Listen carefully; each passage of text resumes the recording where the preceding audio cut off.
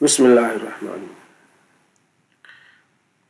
اگلا ہمارا سبق ہے قانون شریعت، جھوٹے اور پسینے کا بیان۔ جو جھوٹا ہوتا ہے اس کے بارے میں، کس کس کا جھوٹا پاک ہے۔ آدمی چاہے جنوب ہو یا حیض و نفاس عورت ہو تو اس کا جھوٹا پاک ہے۔ یعنی کوئی چیز پانی پیتے ہیں جو بچا ہوا پانی ہے وہ کس کس کا پاک ہے، یا کوئی پانی میں منہ مارے پاک ہے، اس کو جھوٹا بولتے ہیں۔ جن جانوروں کا گوشت کھایا جاتا ہے، چوپائے ہوں یا پرند، ان کا جھوٹا پاک ہے۔ جن جانوروں کا گوشت کھایا جاتا ہے جیسے گائے، بھینس، بیل، بکری، ٹھیک ہے۔ جو مرغی چھٹی پھرتی ہے یعنی باہر پھر رہی ہوتی ہے کھیتوں میں، پھر گند بھی کھاتی ہے، اچھی چیزیں بھی، بری چیزیں، غلیظ پر منہ ڈالتی ہے تو اس کا جھوٹا مکروہ ہے، اور اگر باندھ رہتی ہے تو پاک ہے۔ گھوڑے کا جھوٹا پاک ہے۔ کافر کے جھوٹے کا حکم، کافر کا جھوٹا بھی پاک ہے مگر اس سے بچنا چاہیے، جیسے تھوک، رینٹ، کنکار، ٹھیک ہے۔ آگے کن جانوروں کا جھوٹا نجس ہے؟ اچھا جی، یہ سور کا، ٹھیک ہے جی، اور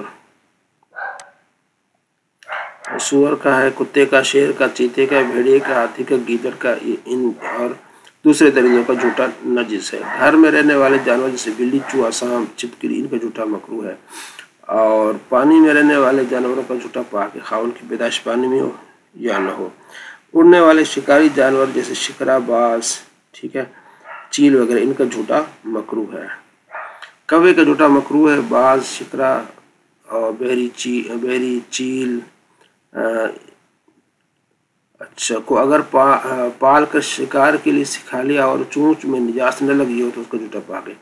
آگے مشکوک پانی، ٹھیک ہے۔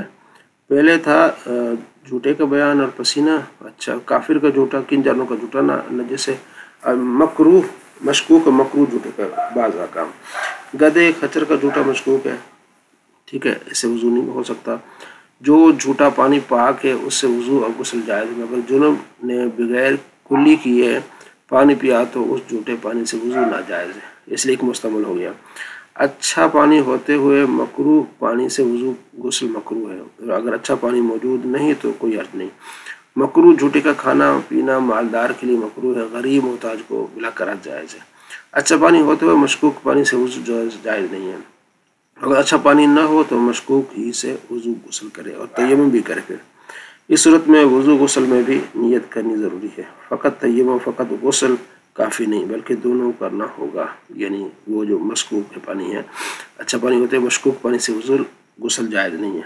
اگر اچھا پانی نہ ہو تو مشکوک ہی سے غسل کرے، وضو کرے، تیمم بھی کرے، ٹھیک ہے، اور اس صورت میں وضو غسل میں بھی نیت ضروری ہے۔ اچھا، مشکوک جو ہے جھوٹا کھانا پینا نہیں چاہیے۔